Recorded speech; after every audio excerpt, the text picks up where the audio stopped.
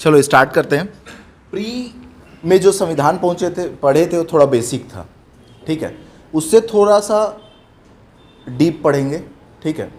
Notes बनाते चलोगे आप लोग मेरी क्लास में, नोट्स के बाहर का एक भी क्वेश्चन नहीं आएगा, ठीक है, ठीक है। उम्मीद मैं ये कर रहा हूँ कि आज तो जो भी रफ कॉपी टाइप का, टाइम पास टाइप का कॉपी रखे होगे पता है मेरे को, कल से एक प्रॉपर कॉपी रहेगी जिसमें मेंस का होगा। एग्ज़ाम से पहले सिर्फ नोट्स पढ़ के जाना है और उसी से क्वेश्चन आएगा, ठीक है। चलो स्टार्ट करते हैं टाइम वेस्ट किए बिना। संविधान क्या है सबको पता है, ठीक है। एक पुस्तक है जिसमें बहुत सारा रूल एंड रेगुलेशंस लिखे हुए हैं, ठीक है।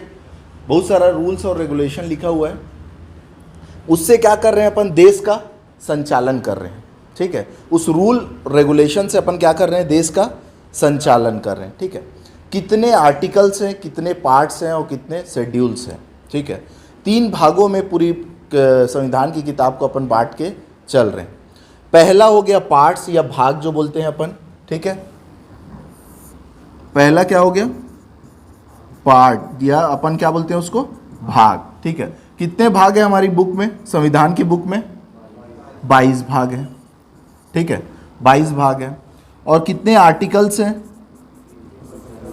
395 आर्टिकल्स हैं। और कितने शेड्यूल हैं, 12 शेड्यूल हैं। स्टार्टिंग में कितने थे, 8 थे, बाद में फिर 4 और जोड़ दिया अपन, ठीक है। अब यहां से स्टार्ट करते हैं। आज का पहला टॉपिक रहेगा हमारा मेकिंग ऑफ कॉन्स्टिट्यूशन, ठीक है।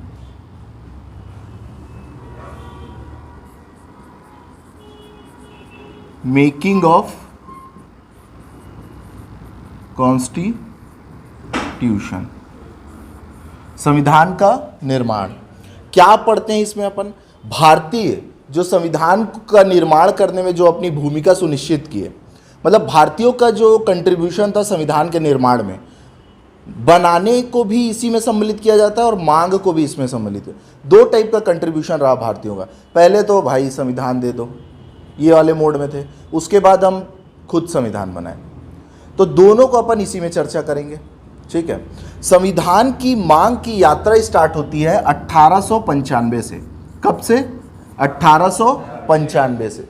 1895 में लोकमान्य बाल गंगाधर तिलक ने स्वराज विधेयक के माध्यम से, किसके माध्यम से, स्वराज विधेयक के माध्यम से पहली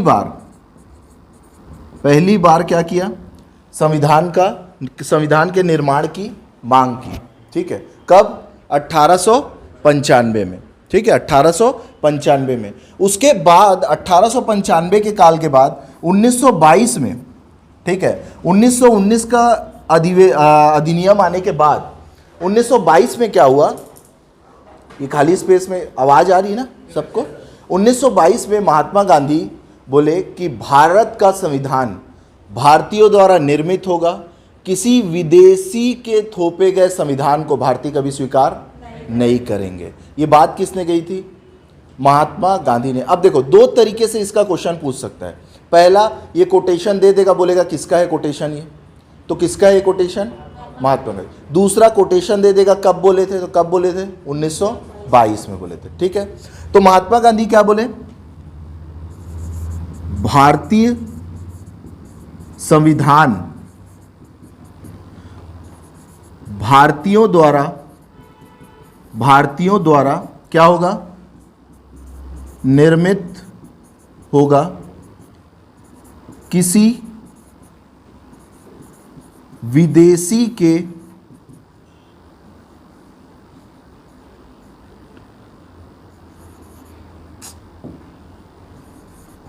थोपे गए संविधान को भारतीय कभी स्वीकार नहीं करेंगे, ठीक है। 1922 हो गया, ठीक है। 1922 के बाद 1928 आते आते अंग्रेज हमसे तंग हो गए। मतलब अंग्रेज बोले यार इनको जो दो इनको कमी लगता है, काम कर ले भैया, तू ही बना ले अपना संविधान। इस मोड में आ गए थे 1928 में अंग्रेज, ठीक है। तो 1928 में जब अंग्रेज ये चुनौती दिए कि जाओ भैया अपना संविधान खुद बना लो, तो पहली बार संविधान के निर्माण का प्रयास किसने किया? मोतीलाल नेहरू ने। किसने किया? मोतीलाल नेहरू ने। और वो जो संविधान का निर्माण वो किए ना, उसका नाम क्या था? नेहरू रिपोर्ट। क्या था उसका नाम?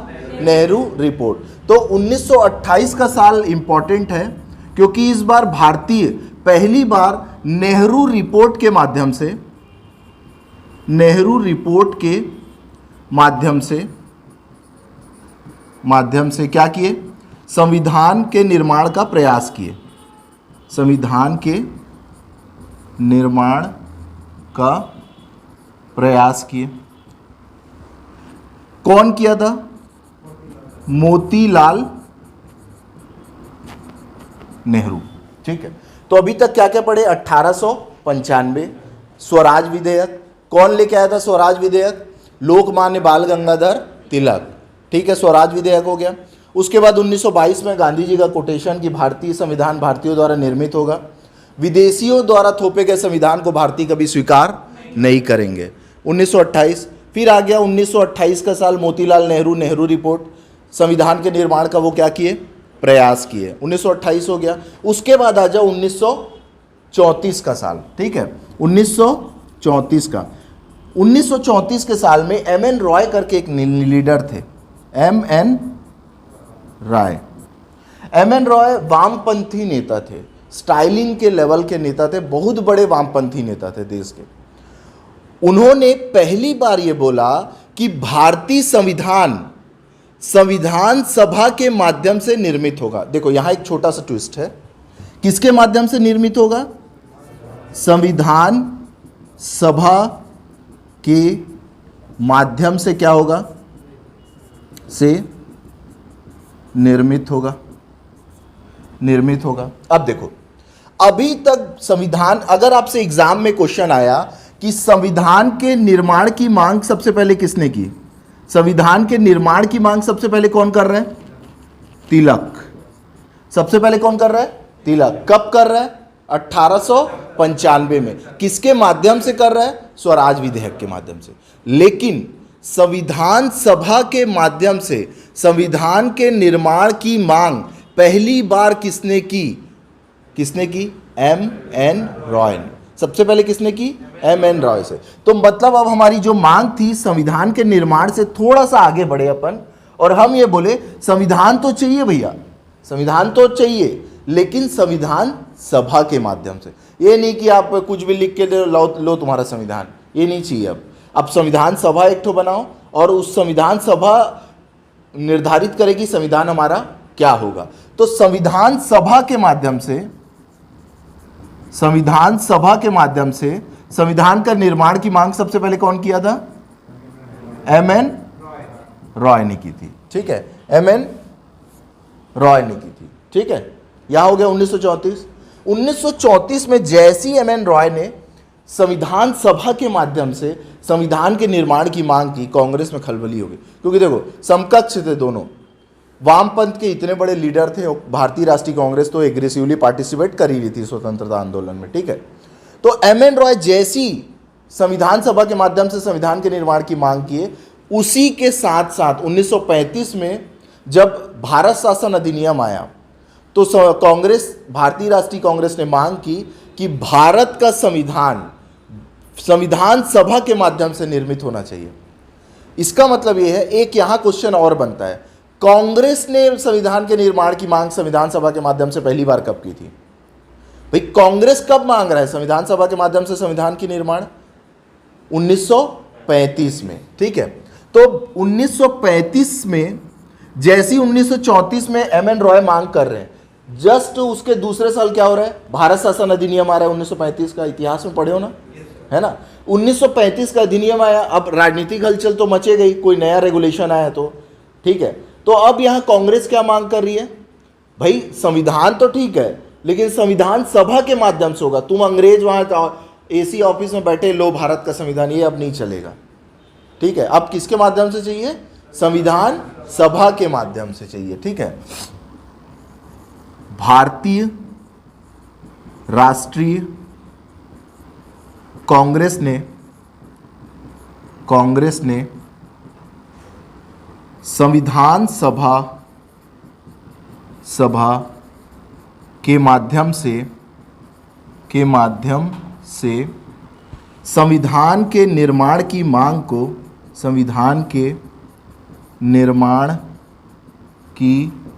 मांग को दोहराया।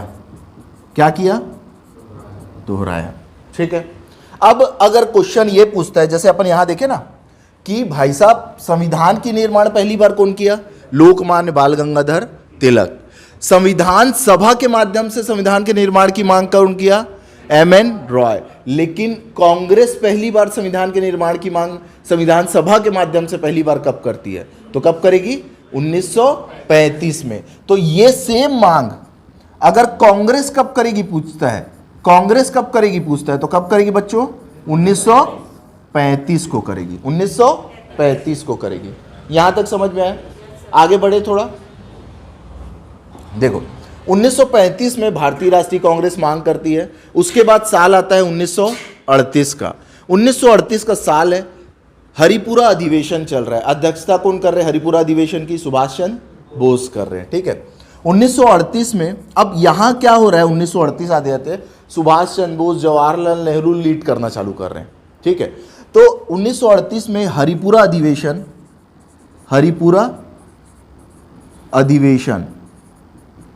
ठीक है, हरिपुरा अधिवेशन में जवाहरलाल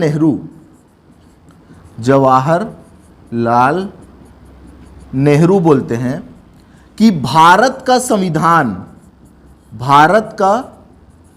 संविधान वयस्क मताधिकार के आधार पर चुनी गई संविधान सभा के माध्यम से होगा। एक नया चीज ऐड कर रहे हैं आप जवाहरलाल नेहरू। क्या बोल रहे हैं? भारत का संविधान किससे होगा? वयस्क मताधिकार के आधार पर चुनी गई संविधान सभा के माध्यम से। इसका मतलब यह है बच्चों कि यहां एक नया पॉइंट ऐड हुआ कि अगर एग्जाम में पूछेगा कि संविधान के निर्माण की मांग सबसे पहले कौन किया, तो क्या बोलोगे? 1895 में कौन किया? तिलक। देखो क्लास होनी चाहिए इंटरेक्टिव, ऐसा मुंह तार के बैठने की बात नहीं है। तो आप लोगों को तो उल्टा पार्टी देना चाहिए, प्री पास करके आए हो, है ना, एकदम मुंह तार के बैठे हो। और कोई रॉकेट साइंस है क्या ये संविधान? नहीं। ठीक है। तो इंटरेक्टिव क्लास करेंगे तो मजा आएगा पढ़ने में। ठीक है। तो संविधान के निर्माण की मांग सबसे पहले कौन किया बच्चे? तिलक किए। और उसके बाद अगर एग्जाम में पूछे संविधान सभा के माध्यम से संविधान की निर्माण कौन किया, तो मांग कौन किया? तो एम.एन. रॉय ने। ठीक है, एम.एन. रॉय ने। ठीक है। और अगर ये पूछे कि वयस्क मताधिकार के आधार पर संविधान सभा के माध्यम से संविधान के निर्माण की मांग कौन किया, तो जवाहरलाल नेहरू। कौन किया? वयस्क मताधिकार के आधार पे कौन बोला? जवाहरलाल नेहरू। देखो वयस्क मताधिकार की जो मांग है ना, उस टाइम नहीं थी।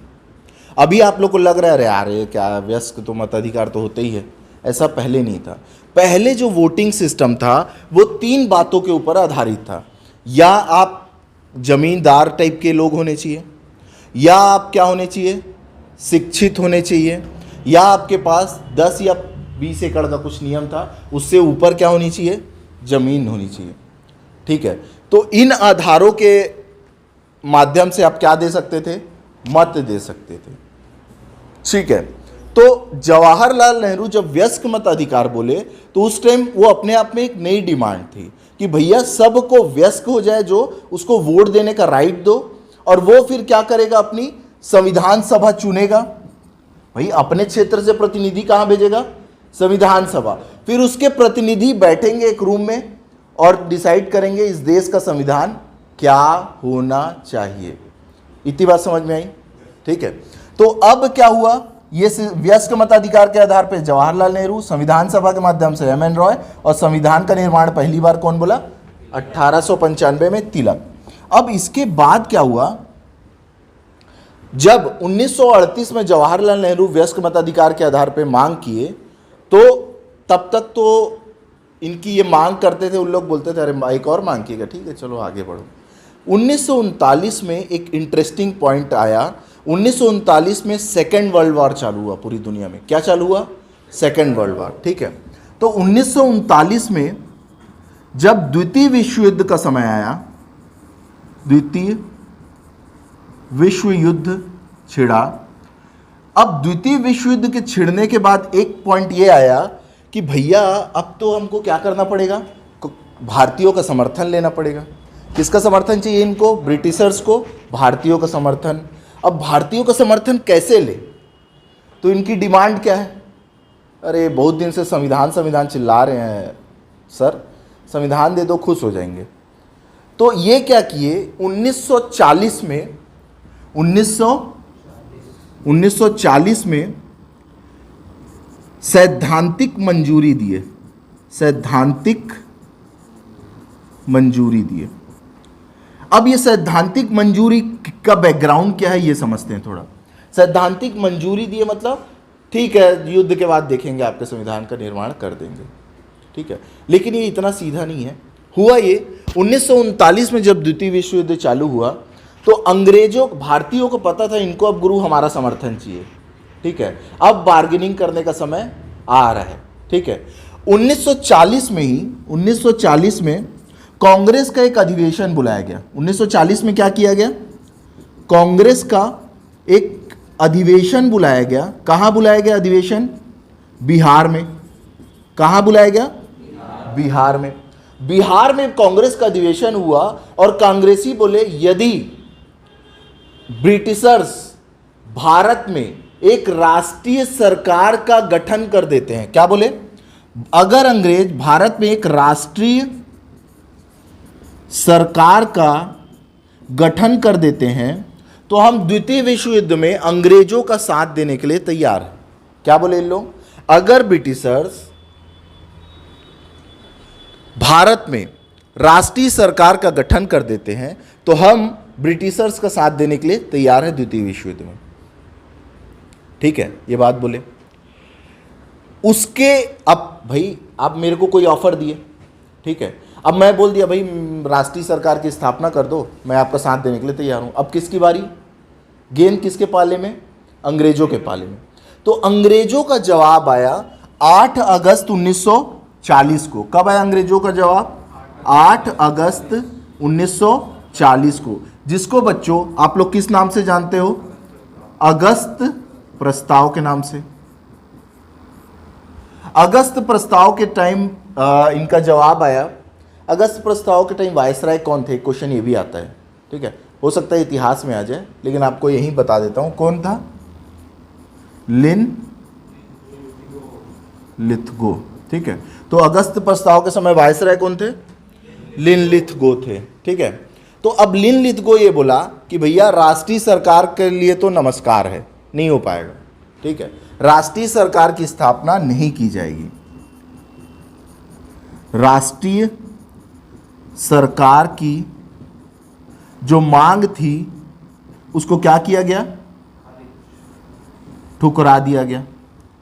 उसके एवज में लिन लिथगो बोले कि युद्ध की समाप्ति के बाद संविधान के निर्माण की प्रक्रिया को आगे बढ़ाया जाएगा। क्या बोला लिन लिथगो? युद्ध की समाप्ति के बाद, युद्ध की समाप्ति के बाद संविधान निर्माण की प्रक्रिया को आगे बढ़ाया जाएगा। ये कौन बोला? लिन लिथगो बोला, ठीक है। तो इसी को अपन बोलते हैं कि सैद्धांतिक मंजूरी दी गई, ठीक है। अब ये इस मांग को अपन मान सकते थे क्या? नहीं। हम बोले भाई साहब संविधान चाहिए, कब बाबा मरेगा कब बड़ा खाओ वाला हिसाब नहीं चलिए अब, ठीक है। कि जब युद्ध खत्म होगा तो संविधान, तो भाई भीख थोड़ी मांग रहे हैं, ठीक है। संविधान का निर्माण करो अभी और हम आपका युद्ध में साथ देने के लिए तैयार हैं। ठीक है। अब 1940 के बाद अब यहाँ से इनको समझ में आया कि भारतीय, अब होता ये था ना, सर्कमस्टांसेस ये थे कि उनको पता था कि सेना उनके कंट्रोल में, सेना में 80% के लोग थे भारतीय लोग थे। अब जब आप मरने के लिए जाते हो ना किसी के लिए, तो सिर्फ पैसा भूमिका नहीं निभाता, आपके इमोशन भी बोलते हैं भाई, आपका इमोशन भी काम करना चाहिए।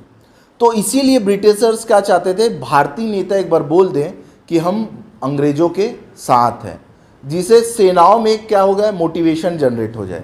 ठीक है, नहीं यार हमारे लोग भी इनके ही साथ दे रहे, चलो अब लड़ते हैं। ठीक है, तो 1940 के बाद जैसी ये मांग को ठुकरा दिए कांग्रेस के लीडर, 1942 आते आते युद्ध की स्थिति और भयानक हो गई। ठीक है, अमेरिका प्रेशर जनरेट करने लगा कि भाई साहब भारतीयों का समर्थन लो, नहीं तो निपट जाओगे। ठीक है, अंडमान निकोबार द्वीप समूह तक जर्मनी लोग पहुंचने लगे। बर्मा के इलाके जिसको अपन बोलते थे पहले, कहाँ है वो, ये इधर वाला पूर्वोत्तर का क्षेत्र तक पहुंचने लगे।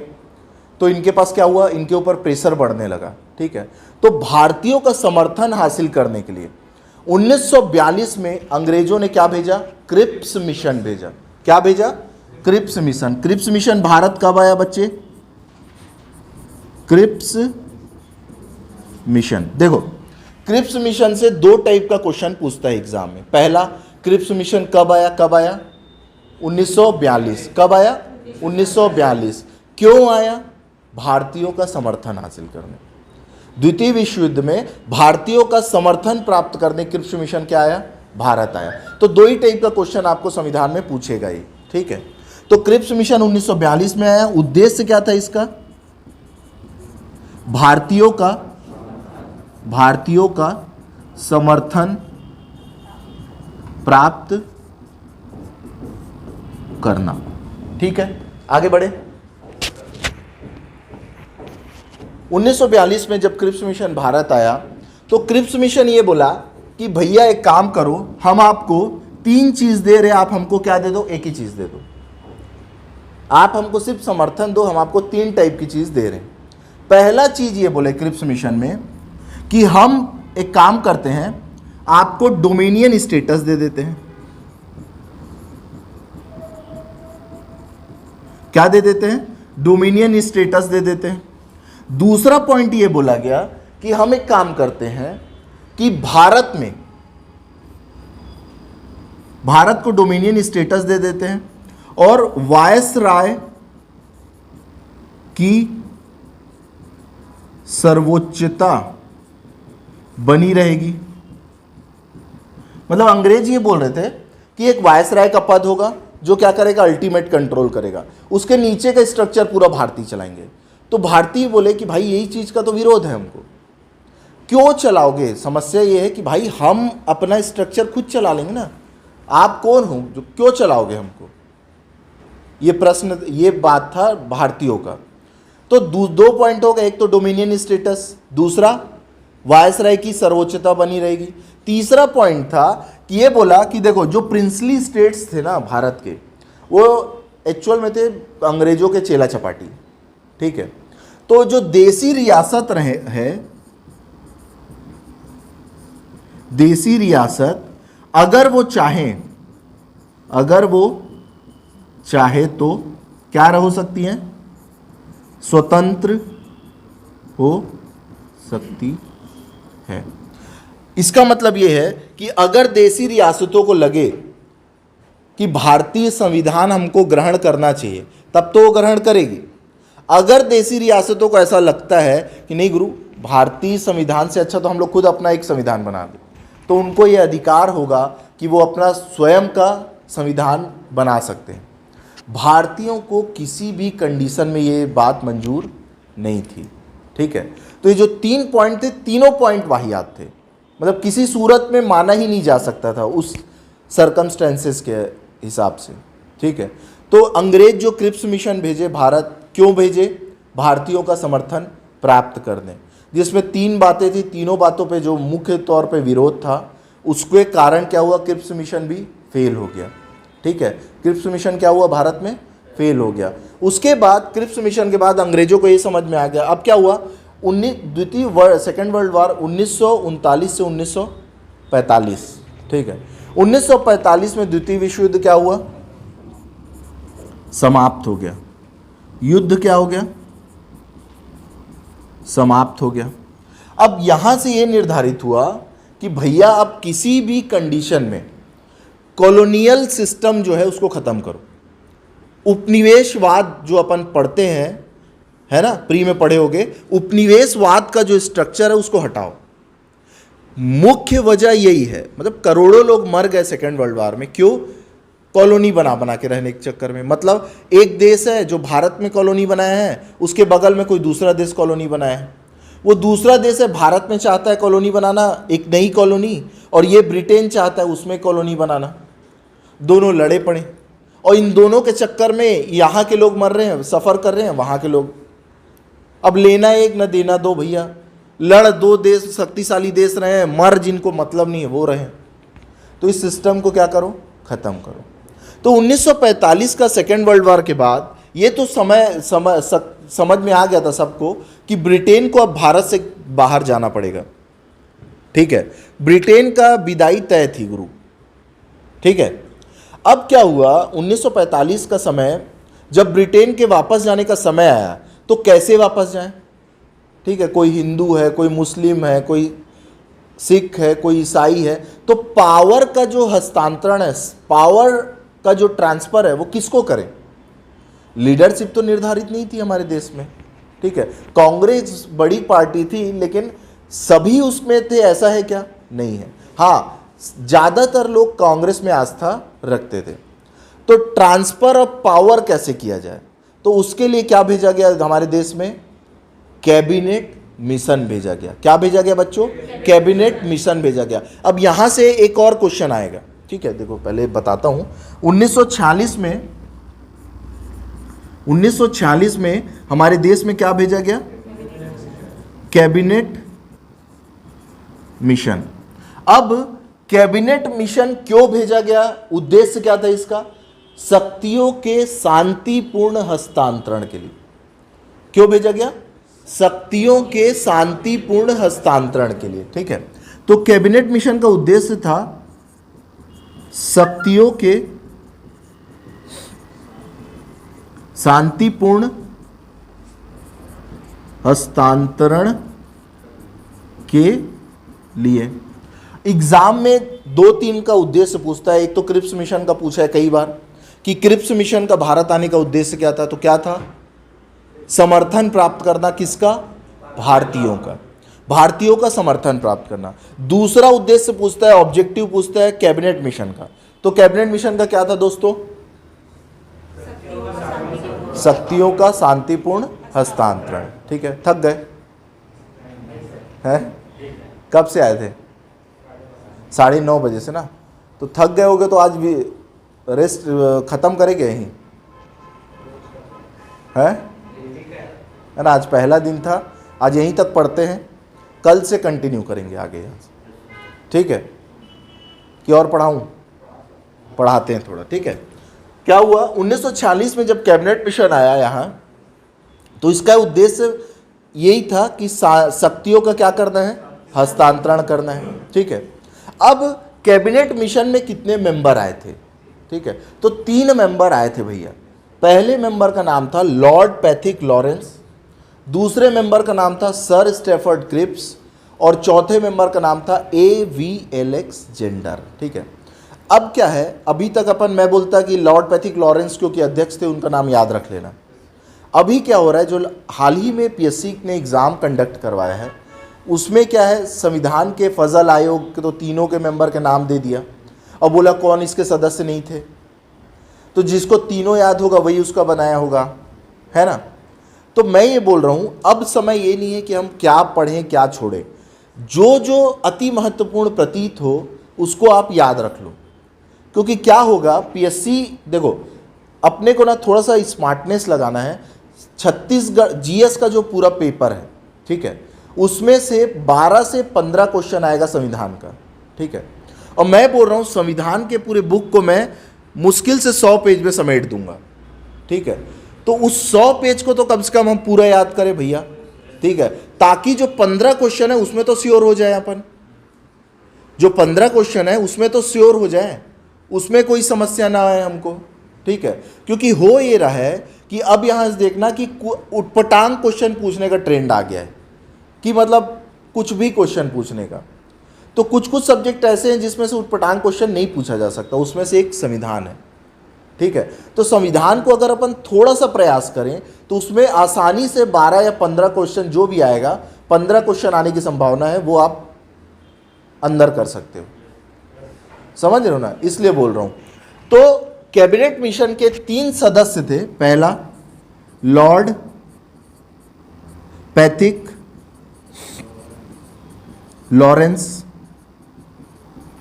दूसरे मेंबर का नाम था सर स्टेफर्ड क्रिप्स, और तीसरे मेंबर का क्या नाम था, A.V. Alexander, A.V. अलेक्जेंडर।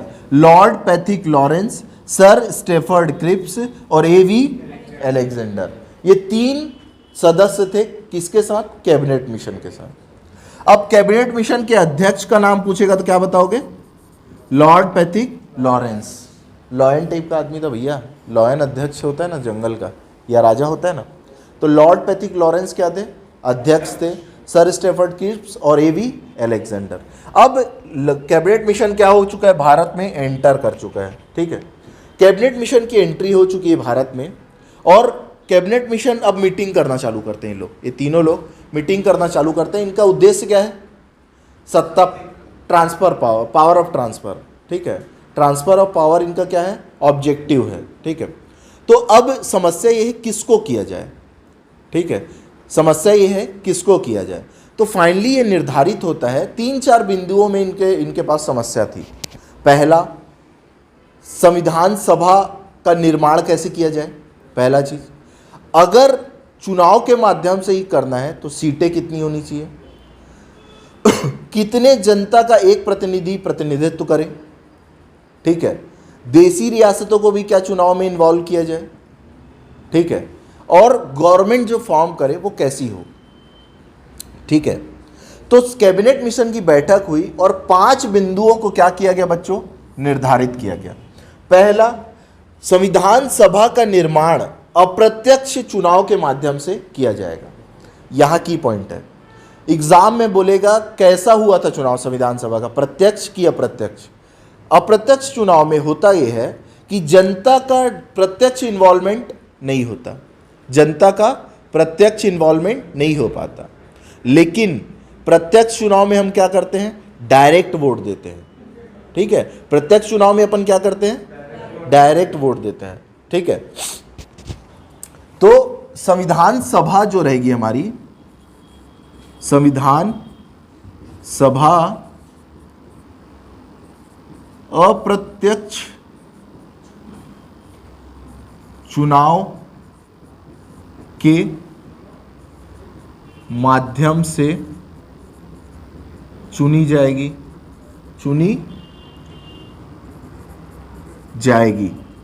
ठीक है।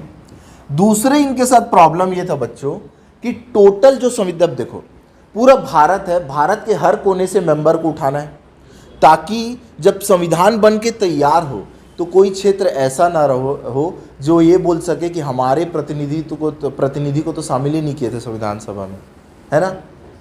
तो पूरे देश को कवर करना था, तो कुल कितने सदस्य, अब असीमित सदस्य रख सकते थे क्या, नहीं, एक नंबर तो निर्धारित करना ही पड़ेगा। तो ये निर्धारित किया गया कुल 389 मेंबर होंगे किसके, संविधान सभा के। कितने सदस्य होंगे बच्चों, 389 मेंबर होंगे संविधान सभा के, ठीक है।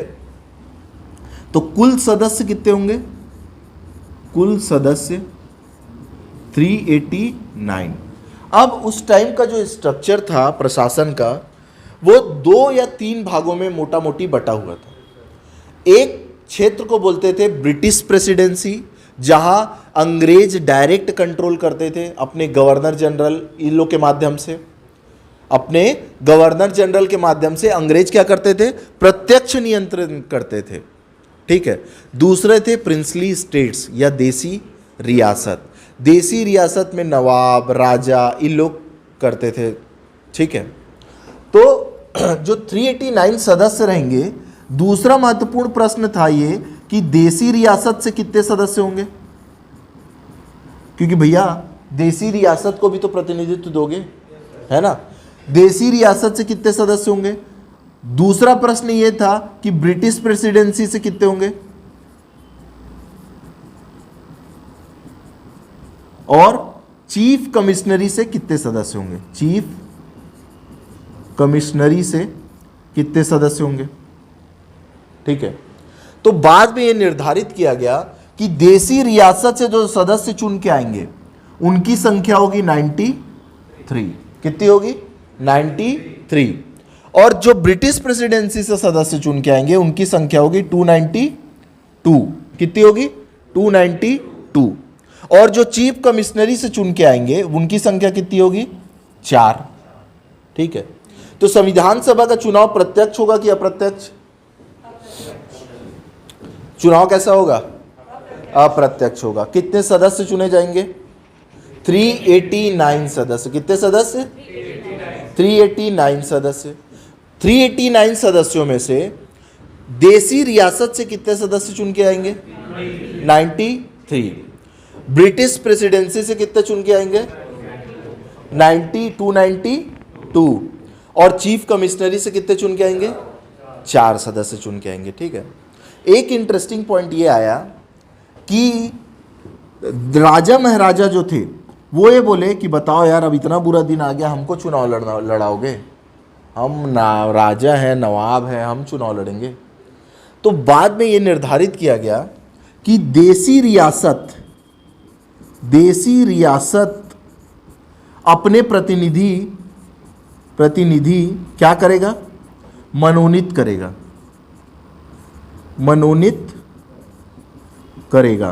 मतलब वो क्या करेगा, अपने प्रतिनिधि को नॉमिनेटेड करेगा, ठीक है। वो क्या करेगा, नॉमिनेटेड करेगा, ठीक है। तो जो ये वाला बेल्ट है ना 93 सीट, वो उससे सदस्य क्या हो रहे हैं, मनोनीत हो रहे हैं या नॉमिनेटेड हो रहे हैं, ठीक है। और बाकी का जो क्षेत्र है, मतलब 292 और 4, मतलब कितने हो गए कुल बच्चों, 296। 296 सदस्यों के बीच क्या हो रहा है, चुनाव, इलेक्शन। क्या हो रहा है, चुनाव हो रहा है, इलेक्शन हो रहा है। तो कुल कितने सदस्य हैं, 93 सदस्य। 93 सदस्य जो मनोनीत होके आएंगे, और 292 और 4 296 सदस्य क्या हो गए, चुनाव होगा उनके बीच, ठीक है। अब चौथा पॉइंट ये निर्धारित किया गया कि भैया देसी रियासत चलो ठीक है मनोनीत होंगे, एक सदस्य कितनी जनता का प्रतिनिधित्व करेगा। तो यह निर्धारित किया गया एक सदस्य जो होगा 10 लाख जनता का क्या होगा, प्रतिनिधित्व करेगा। एक सदस्य 10 लाख जनता का क्या करेगा, प्रतिनिधित्व करेगा, ठीक है। मतलब एक मेंबर 389 टोटल मेंबर है, एक मेंबर किसका प्रतिनिधित्व कर रहा है, 10 लाख जनता का प्रतिनिधित्व कर रहा है, ठीक है। अब मोटा मोटी सारे पॉइंट निर्धारित हो गए और यह निर्धारित किया गया कि जब 296 मेंबर का इलेक्शन होगा, तो जब चुनाव जीत के सब संविधान सभा में आएंगे तो एक क्या की जाएगी, इंटरिम गवर्नमेंट का निर्माण किया जाएगा, मतलब आंतरिक सरकार का निर्माण किया जाएगा, ठीक है। पांचवा यह निर्धारित किया गया कि एक आंतरिक सरकार का निर्माण किया जाएगा। किसका निर्माण किया जाएगा, आंतरिक सरकार का निर्माण किया जाएगा। जितने सदस्य जीत के आएंगे सभी पार्टी सभी सदस्य एक साथ बैठेंगे और एक इंटरिम गवर्नमेंट फाइंड की जाएगी, चाहे पार्टी किसी की भी बहुमत मिले कुछ मिले। इसके मुस्लिम लीग के कुछ सदस्य, कांग्रेस के कुछ सदस्य, वामपंथ के कुछ सदस्य, कुछ जो निर्दलीय सदस्य थे उनको सबको शामिल करके एक इंटरिम गवर्नमेंट का निर्माण किया जाएगा। और वो मिलके क्या करेगी, संविधान का निर्माण करेगी। वो मिलके क्या करेगी, संविधान का निर्माण करेगी। ठीक है, आगे बढ़े, चलिए देखो अब क्या हुआ, इंटरिम गवर्नमेंट का जब कैबिनेट मिशन तय हो गया, ठीक है, अब समय आता है चुनाव का। समय किसका आ रहा है, चुनाव का। अब समझो चुनाव हुआ, अब क्या हो रहा है, संविधान सभा का निर्माण करना है अपने को। ठीक है, यहां क्या करना है अपने को, संविधान सभा का निर्माण करना है। उसके लिए क्या करना चाह रहे हो आप, चुनाव करना चाह रहे हो। ठीक है, एक आदमी था जिसके दिमाग में थोड़ा फितूर चल रहा था, वो थे जिन्ना। उनको दिक्कत था, बोले यार मेजॉरिटी में तो हिंदू है, ठीक है, अगर मेजॉरिटी में हिंदू है तो मुस्लिम कैंडिडेट जीतेंगे कैसे। ठीक है, मुस्लिम कैंडिडेट जीतेंगे कैसे। अब मुस्लिम कैंडिडेट अगर जीत नहीं पाएंगे तो उनका रिप्रेजेंटेशन हो पाएगा क्या, नहीं हो पाएगा। ठीक है, ये उनका ऐसा सोचना था। ठीक है, तो वो पहले तो कैबिनेट मिशन का ही विरोध कर रहे थे।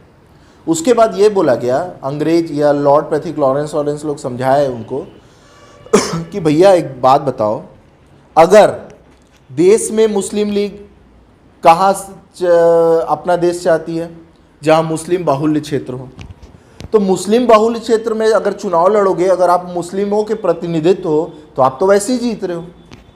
ये आप तो जीतोगे ही ना, अगर मतदाता 90% मुस्लिम है तो आपको जीतना चाहिए, तब तो आप मुसलमान के प्रतिनिधित्व हो, तब तो आप मुसलमानों का प्रतिनिधित्व कर रहे हो भैया, है ना।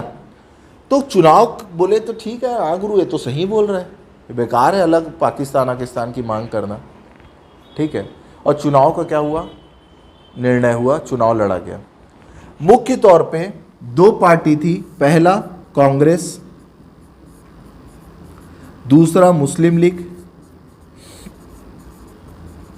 लीग, और तीसरे कैटेगरी में उनको शामिल करते हैं जो निर्दलीय टाइप के व्यक्ति थे। ठीक है, निर्दलीय टाइप के व्यक्ति थे।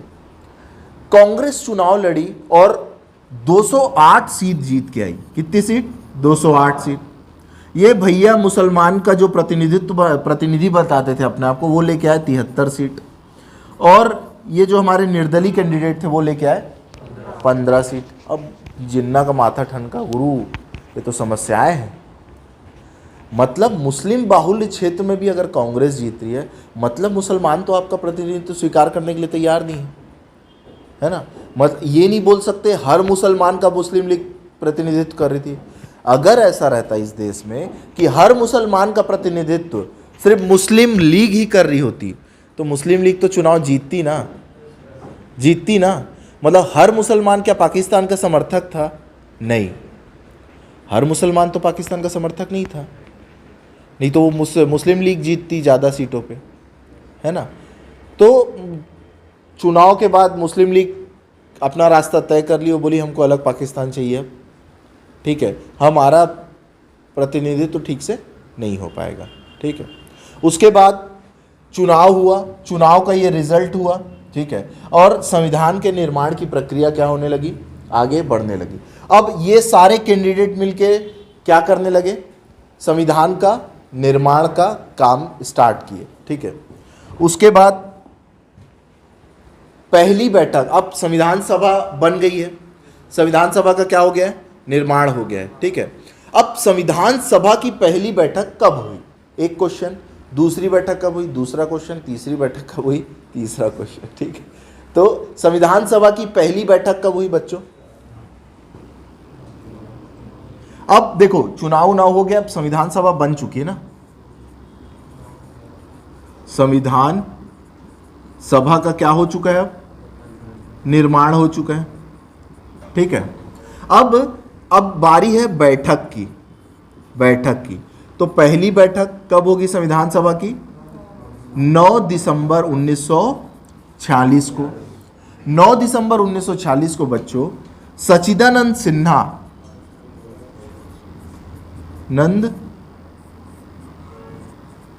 सिन्हा को क्या चुना जाता है, अस्थाई अध्यक्ष चुना जाता है। ठीक है, क्यों चुना जाता है? क्योंकि वो क्या थे? वरिष्ठतम सदस्य थे। किसके? संविधान सभा के। संविधान सभा के वरिष्ठतम सदस्य होने के कारण उनको क्या चुना गया? अस्थायी अध्यक्ष चुना गया। उसके बाद बच्चों दूसरी बैठक बुलाई गई। 11 दिसंबर 1946 को, जिसमें अध्यक्ष किसको चुना गया? अध्यक्ष चुना गया राजेंद्र प्रसाद को। उपाध्यक्ष किसको चुना गया? HC मुखर्जी को चुना गया। उसके बाद संचालक किसको चुना गया? BN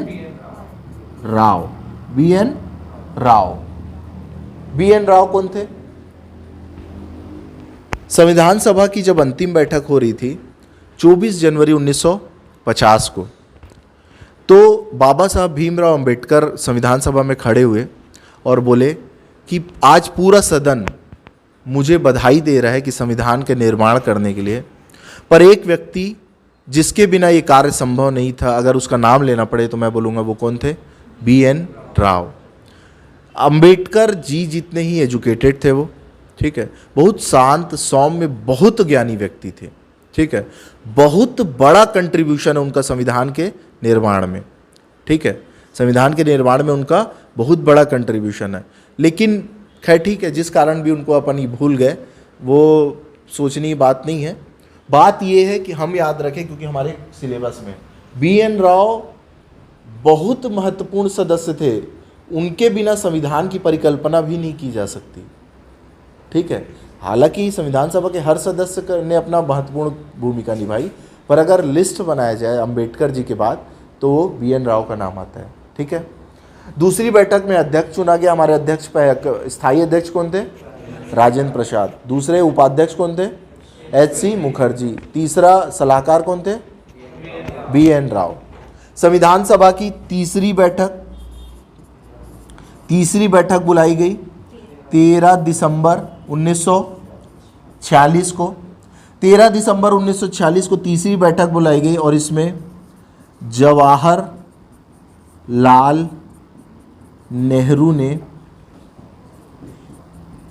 उद्देश्य प्रस्ताव क्या किया? प्रस्तुत किया। 13 दिसंबर को क्या हुआ था? उद्देश्य प्रस्ताव प्रस्तुत होगा। पारित कब होगा? 22 जनवरी 1947 में। दोनों क्वेश्चन महत्वपूर्ण है। प्रस्तुत कब हुआ? तीसरी बैठक को। कौन सी डेट में हुआ? तो 13 दिसंबर 1946 को हुआ। पास कब हुआ बोलेगा तो पास कब हुआ? 22 जनवरी 1947 को, ठीक है। और ये जो प्रस्तुत हुआ था और ये प्रस्ताव पास हुआ 22 जनवरी 1947 को। 22 जनवरी 1947 को, ठीक है। अभी आज यहीं तक पढ़ते हैं, ठीक है। कल से क्लास को कंटिन्यू करेंगे। उम्मीद करता हूँ आपको कुछ समझ में आया होगा, ठीक है।